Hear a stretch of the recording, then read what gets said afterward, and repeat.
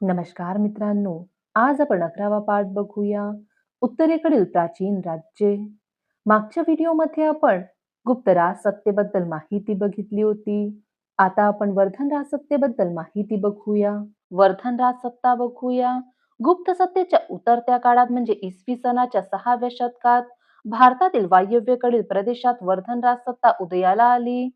सम्राट हर्षवर्धन बद्दल माहिती बघूया. या घराण्यातील हर्षवर्धन हा महत्वाचा राजा होता. त्याने आपला राज्य विस्तार उत्तरेस नेपाळ, दक्षिणेस नर्मदा, पूर्वेस आसाम आणि पश्चिमेस माळव्यापर्यंत केला. त्याचे लष्करी सामर्थ्यही बरेच होते. त्याच्या पदरी 5 लाखापेक्षा जास्त फौज होती. त्याने आपला राजदूत चीनला पाठवला होता. आपल्या राज्यात सुव्यवस्था व शांतता राहावी म्हणून तो स्वतः राज्यभर फिरून देखरेख ठेवत असे. कन्नौज ही सम्राट हर्षवर्धनाच्या साम्राज्याची राजधानी होती. सम्राट हर्षवर्धनच्या साम्राज्याची राजधानी काय होती? कन्नौज होती. सम्राट हर्षवर्धन हा बौद्ध धर्माचा अनुयायी होता. त्याच्या काळात युआन श्वांग हा विद्वान बौद्ध भिक्खू चीनवरून भारतात आला होता. हर्षवर्धन विद्वानांचा आश्रयदाता होता. तो स्वतःही कवी व नाटककार होता. त्याने रत्नावली व नागानंद ही नाटके लिहिली. अतिशय महत्वाची माहिती आहे, लक्षातच राहू द्या. रत्नावली व नागानंद ही नाटके कोणी लिहिली? हर्षवर्धनने लिहिली. यावर आपल्याला प्रश्न विचारले गेले म्हणून लक्षात राहू द्या. हर्षवर्धनाने प्रजेच्या सोयीसाठी सार्वजनिक दवाखाने व धर्मशाळा बांधल्या, पानपोया सुरू केल्या. राज्याच्या उत्पन्नाचा मोठा वाटा तो सार्वजनिक हितासाठी वापरत असे. दर 5 वर्षांनी हर्षवर्धन आपली संपत्ती लोकांना वाटून टाकत असे.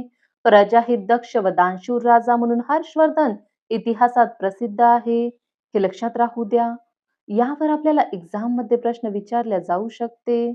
या ठिकाणी हा पाठ संपतो. आपण यावरचे प्रश्न बघूया. पहिली रिकामी जागा. मिनेंडर या राजाचा उल्लेख भारतीय ग्रंथात रिकामी जागा असा केलेला आहे. काय येणार इथे? मिलिंद. मिनेंडर या राजाचा उल्लेख भारतीय ग्रंथात मिलिंद असा केलेला आहे. दुसरी रिकामी जागा. कनिष्क हा रिकामी जागा प्रसिद्ध राजा होता. कोणाचा राजा होता? कुशाणांचा राजा होता. तिसरी रिकामी जागा. दुसऱ्या चंद्रगुप्ताच्या काळात रिकामी जागा. हा चिनी प्रवासी भारतात आला होता. कोणता चिनी प्रवासी? फाहियान. दुसऱ्या चंद्रगुप्ताच्या काळात फाहियान हा चिनी प्रवासी भारतात आला होता. हे माहिती महत्वाची, लक्षात राहू द्या. चौथी रिकामी जागा बघूया.